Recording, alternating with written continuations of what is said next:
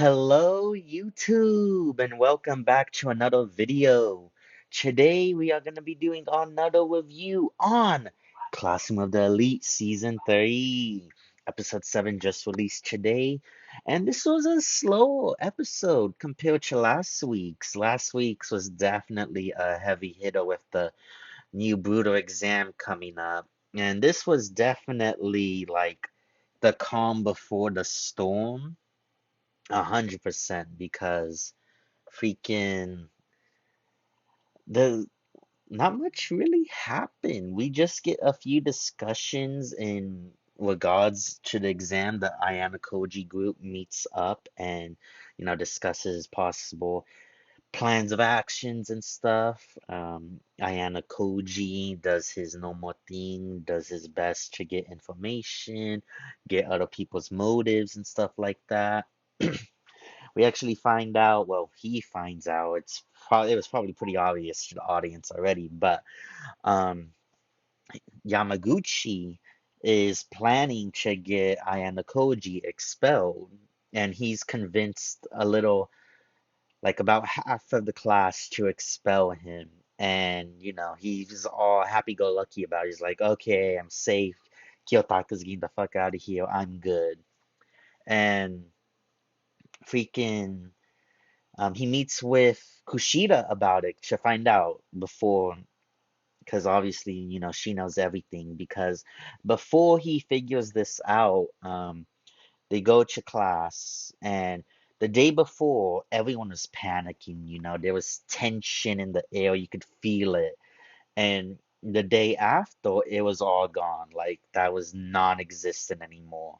And obviously that was a little weird because something like that doesn't just, you don't get over it in a night. I mean, some people do, but in most cases, a lot of people don't.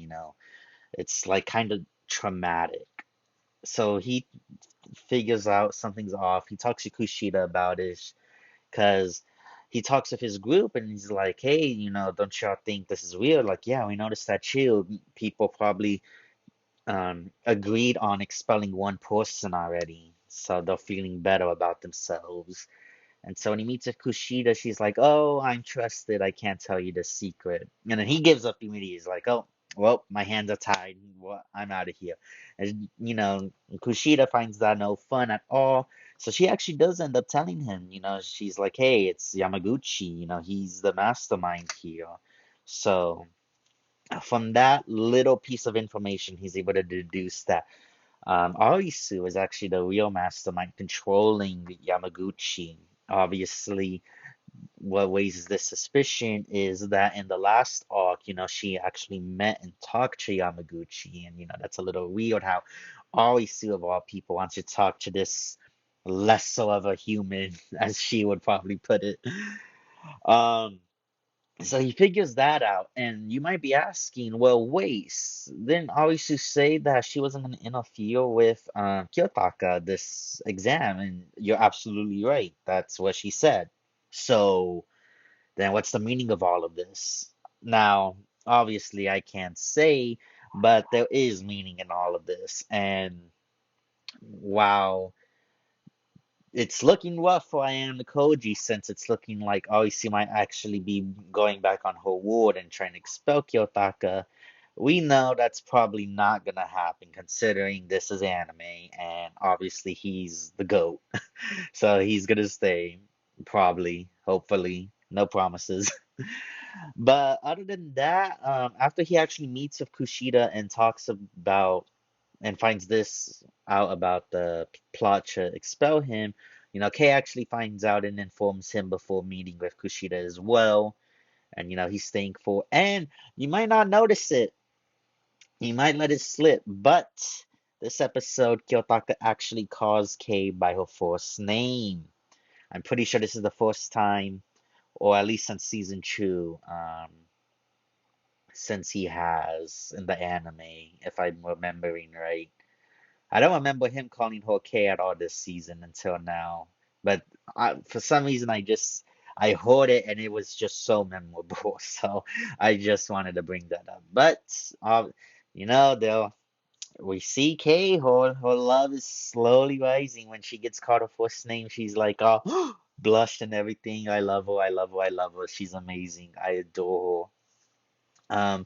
But after Kiyotaka talks with Manabu, he Kushida, he calls Manabu and asks him for a favor, and it's actually him meeting with Horikita, because we see a little bit throughout the episode that she's struggling with the idea to get someone expelled. Like, she knows it's the only way, but at the same time, she knows that it's gonna be hard. Like, it's gonna affect everyone. And the class unison they work so hard to achieve is gonna be broken.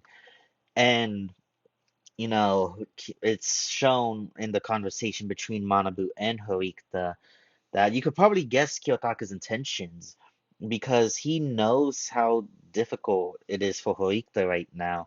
She needs a push, and he can't give her that push, but Manabu can. So they meet, and Horikita is talking to her brother, and all timid, shy, ashamed, because she feels inferior to him. She feels like she's a letdown to him, obviously. And with the way he's treated her in the past, we saw in season one, he was physically abusive towards her, that she's obviously a little reluctant to get close again to her brother, despite how much she wants to. But contrary to what she thinks, Manabu gives her the little push. He talks to her, and like it's shown, Hoikta wants to surpass Sayana Koji, and he just straight up says you can't do it. But that's nothing to be ashamed about. Grow in your own way. Don't try to surpass someone because you want to. Grow for yourself. And she takes that to heart a little bit. He even recognizes, like, she's grown, she's conquered one of her flaws. How in season one she was so secluded and against everyone that she was alone. She had no friends. And now look at her talking, working together with the class. Horita's come a pretty good way from where she started. And that conversation leads to the end, which I'll get you in a little bit. I want to point out what else happens in the episode. The other big moment was Asahina meets Ayana Koji again. If you don't remember her, she was in the first two episodes. She's a second year.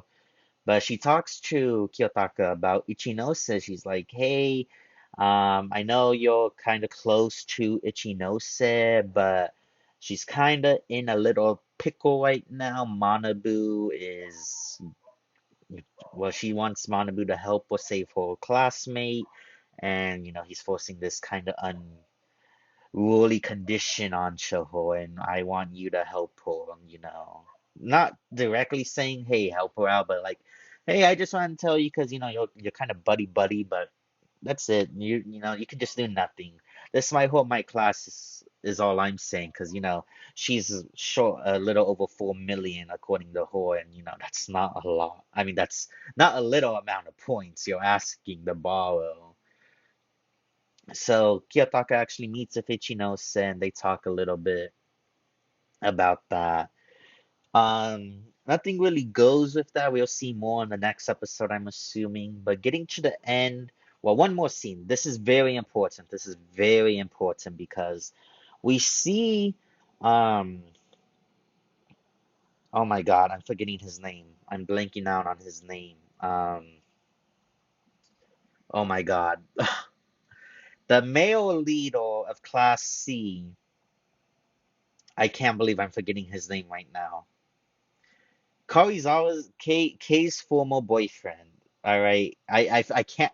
I am so embarrassed that I'm forgetting his name right now. Oh my God, I'm brain farting. I am having a blank brain moment, aneurysm, whatever it is. Oh dear Lord, his name is gone from my memory at the moment. Kay's ex-boyfriend, who she wasn't even dating. The class lead or pseudo class leader. Well, the class leader, Hoika's kind of the sub leader behind him, but we see his shell cracking a little bit. We see the pressure this exam is giving him, And he wants to talk to Ayana Koji about it, and he can't. Well, no, it's not that he can't. He wants to, and they do talk about it. But before they can talk, they have a brief encounter with um oh my God, Koenji. And he noticed, he's like, being his smart ass self, like, hey, go work something now. I do hope you'll be able to come with an answer. And him and Kiyotaka talk, and he's like, hey, you're so smart, you're so good at stuff like this. And like, cause he asked Kiyotaka about it, and he's like, just I don't really know either, man. Like, we have to do the weakest one, and it's one of the suggestions he says, and he's like, you're a better man than me, dude. And we see him physically get angry and upset over it. He actually hits the wall, in anger and upsetness, frustration. And it's gonna build up. He's done a lot for the class, and for all of it to come crashing down is gonna hurt him. So it's only a matter of time. And then the final part of the episode, Harika mans up and she talks to the class about the exam. And instead of, she puts her foot down pretty much. She's like, hey, this exam is difficult. Someone is going to have to leave. And as much as we don't want that to happen, as much as we want to put a stop to it, we can't. We have to vote for someone. And as the leader of this class, as a leader, someone that wants to move forward, as much as I want to discuss with each and every one of y'all the best possible option, I am gonna give you the person we need to expel. And she points out Yamaguchi. And at this point, we know nothing about what Hoikta knows. Like, why is she going after Yamaguchi? Why not Ike or Sudo? Even though we know why Sudo. His physical prowess is too good, and he's improving his grades. He's a good asset, but why not anyone else? We don't know that yet. But she points out Yamaguchi to the whole class, and that's where it ends. And other than that, yeah, that's the whole episode. A pretty okay episode, if I say so myself. Um, Definitely next episode is gonna be the highlight. This is just the segue into that find the exam.